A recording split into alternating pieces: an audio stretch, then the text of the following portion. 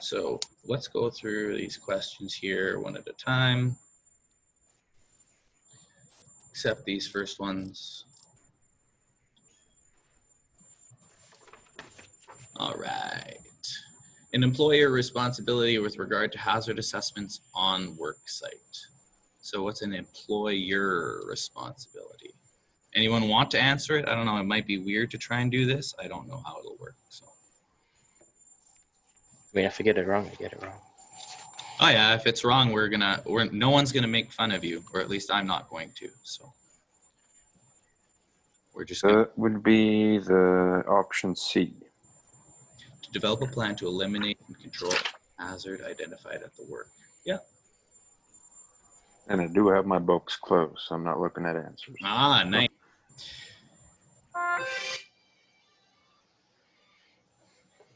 I'm glad we don't have class though, because otherwise I'd have to buy you all donuts. So my phone just rang. Yeah, that is the correct one. C, to develop a plan to eliminate or control any hazard identified at the work site. I like donuts. You like? It's unfortunate that we're probably not going to be having very many donuts anymore this go around like we did previously. It used to be something we did quite a lot, is get donuts. Unfortunately, yeah. We share food. Are you crying? No. Sniffles, no. Okay, good. All right, so I'm just opening the new one. Can you see this new ILM, or do you still see the self-test? No, the new LM. It says instructor copy at the top there. Yep. Yeah. Okay. So I was looking through here really quickly, and it looks like all of the pictures that I have now are the same. See, there's this sample one, this checklist, this guy holding that piece of paper, he's in there. All these people at the meeting, remember we saw that picture. This picture was the same, this one was the same. The only one that was different Was the chainsaw dude? The chainsaw dude is now a climbing oil rig looking guy. He looks like he's about to go climb up a derrick or something like that. Okay, so that was the only picture I saw that was different. Other than that, this all stayed the same. And I bet the self-test is probably pretty similar. So, and this one is the one, it is this version, where is it? It's the version 21. Someone said they had version 21. This is version 21. Yeah, there it is, version 21. So this is the most up-to-date version. And I guess they have changed quite significantly that one picture. So as long as the self-tests are all the same, then nothing else should be a worry to change. Okay, let's go back up. We'll start following along on this one just in case we do see something different. And I have the other one open next to me too, so I can see. So how is the Workers' Compensation Board of Alberta funded? Who pays for it? It's the employer, right? Employers, 100% of the funding comes from employers in Alberta. Exactly. And so far, yeah, the questions look identical that I have here. So that's good.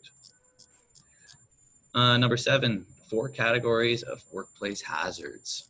Anyone want to hazard a guess on those? Isn't it B? It is biological, chemical, ergonomic, physical. That is correct. What is an example of engineering control for worker protection? Isolation? Isolation is the correct answer. Now, what do you think they mean by that, though? Take the hazard and put something up that blocks you from the hazard. Yep, exactly. That's exactly it. Or the other way around. Let's say you are the hazard. If you're the welder guy, who whichever one of you is Sparky, the welder, and you're shooting slag and sparks all over the shop, and they put some screens up all around you or put some barriers up all around you, that would be a form of isolation and an engineering control. Exactly. When an administrative, so a rule, put in place for worker protection. So when do you use an administrative control or a rule? When the guard isn't going to help you. Yep, when the engineering control won't eliminate or control the hazard. So that's C. That is C. Good job. Good work. 10. Who's responsible to have an emergency response plan in place at the work site? You. Joint worksite, health and safety. No, no. Employers. It, I was gonna say D. yeah, it's employer's job. So the emergency response plan, when you go to work at a place for the first time, it isn't your responsibility to go and set up an evacuation plan. You should be going there and they should be telling you, this is our evacuation plan for our building. Okay. I said this number a few times in there. It's in there. This is one of the questions I'm not too worried about. So we'll just skip 11. It is part 11. Yet again, that's nice. That's nice to know. Is it going to be crucial to any of your jobs? No, not the end of the world. Much more important things out there to remember. What must your employer do if first aid supplies are stored in secured containers at the work site? A. Yeah, they have to make sure they're clearly marked. Yeah, so A is the right one. This one too, this is a lot like that other one. The answer is 2 standard first aiders. So if you follow that chart, which is also in that OH&S book, gives you all that information for first aid, 2 first aiders is what you would require for that scenario. And yet again, this is something that your workplace would be doing, setting up. So it's their responsibility to have all this set up. All right.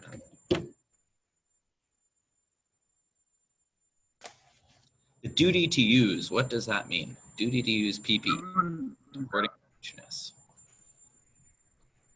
Number 13, is that's supposed to be B or C? It I is, thought it I was thought supposed it to was be one. D.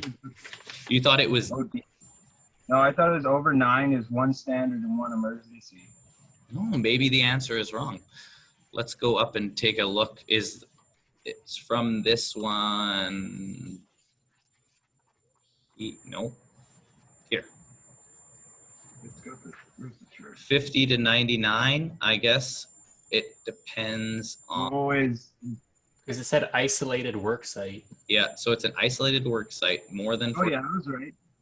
So, Oh, and 65, so this one right here, 2 standard first aiders oh, and a number 2 first aid kit. right. I kind of just I got the memory of the close work site, and then I Nice. Hey, I mean, that's a good reason to know all of this stuff is somewhere to look up. Okay. If you like, do you think I remember any of this? I don't have this memorized. And I hate to tell it to you guys, but I mean, I teach this stuff and I don't remember how many first aiders have to be at a type of work site. Like, very few people remember this stuff. I have much better things I'd rather have in my head than this.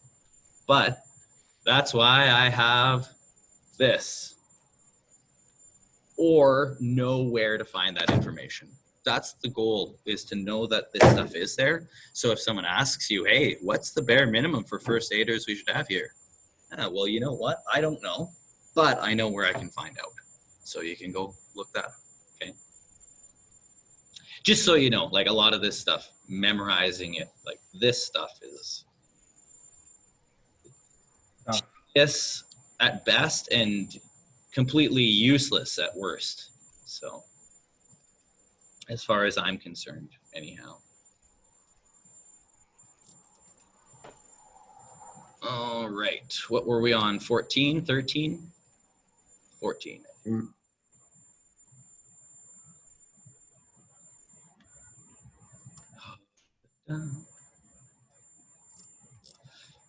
14. So duty to use PPE, what does that mean?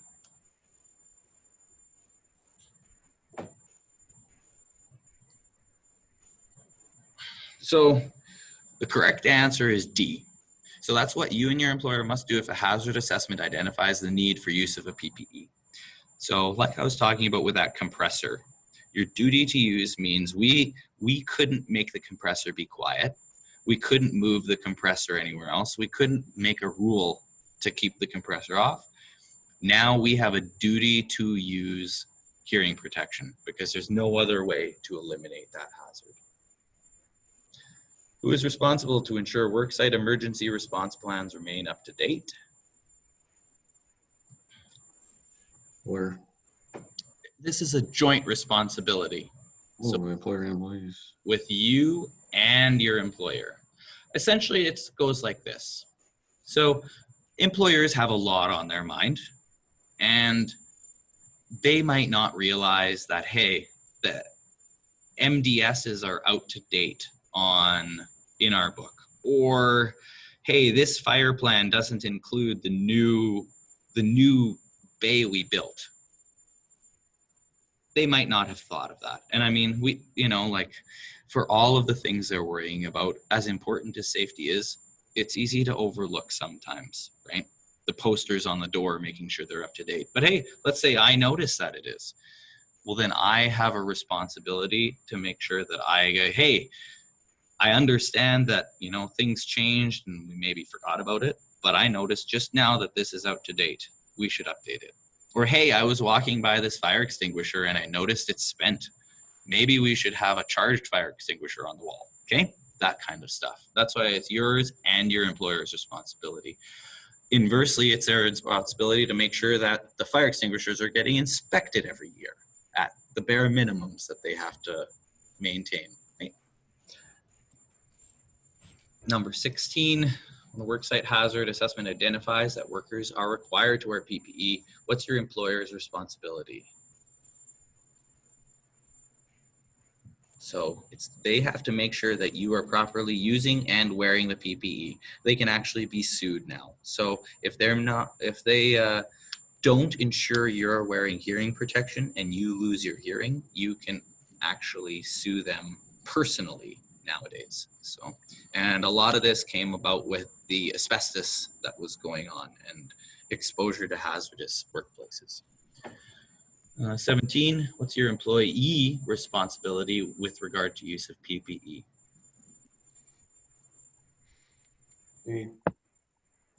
Definitely not D. Definitely not D, no. D. So the only correct answer there, or the best answer, is C. So inspect it once a month? No, that's not it. To modify poor fitting? No, that's definitely wrong. And I agree with whoever said you shouldn't do D. That's definitely the wrong time. I don't know how well your spider senses work, but I don't think I can. My crystal ball is a little foggy at best of times. So the best answer there is to inspect your PPE prior to each use. What is another and probably the most important responsibility that I'm sure you're all looking for there is to wear it. You have to wear it. That is your responsibility. Sorry, for 16, was that A or B? And I'm pretty sure, isn't it A? For informed? Or for 16, sorry, yeah, it's A. Yeah. Ensure all workers properly Yeah, okay, that makes sense. Yeah. required PPE. Yeah. Oh, wait a second. Oh, workers properly use and wear.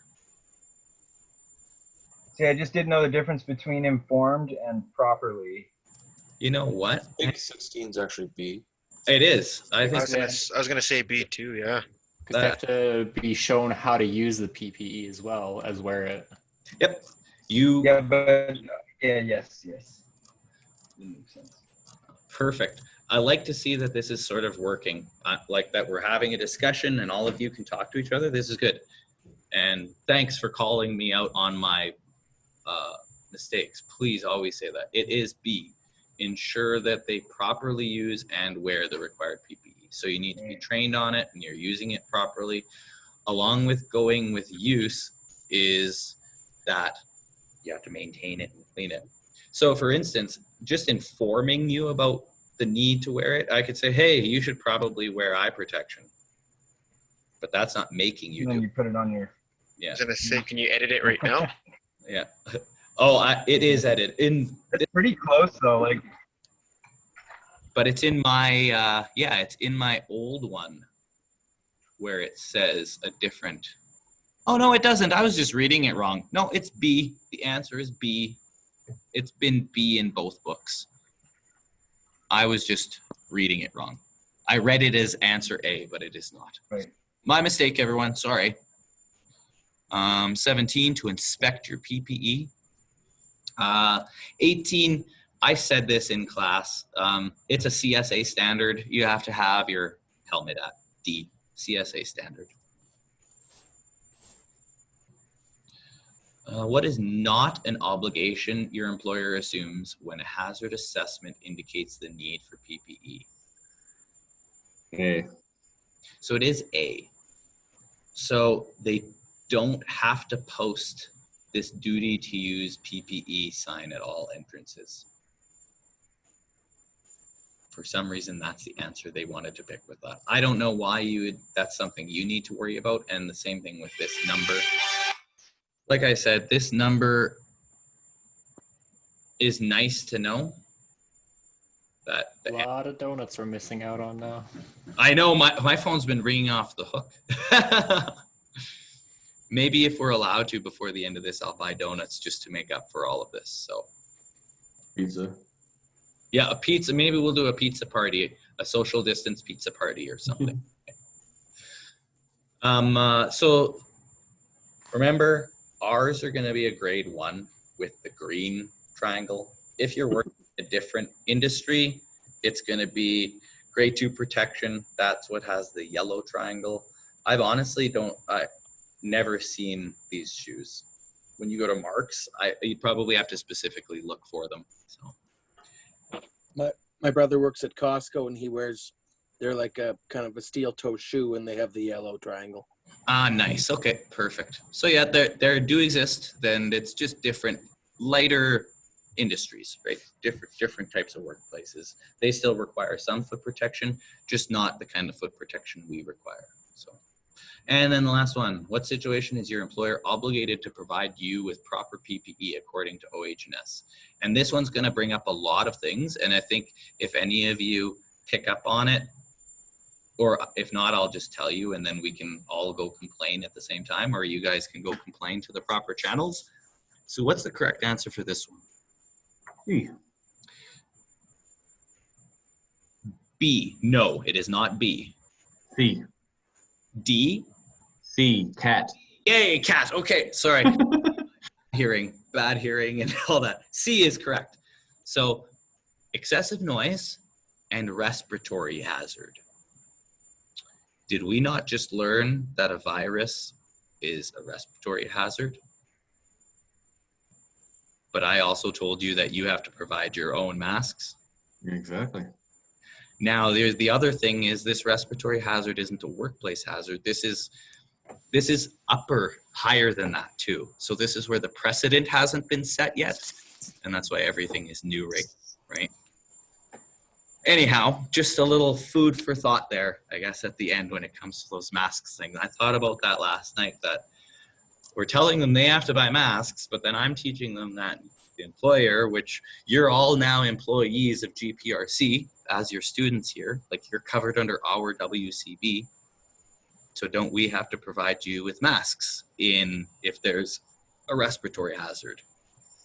Anyhow, just I mean, technically they did give me a mask at school, but like I said, true. one at the door this morning too. So I do have them.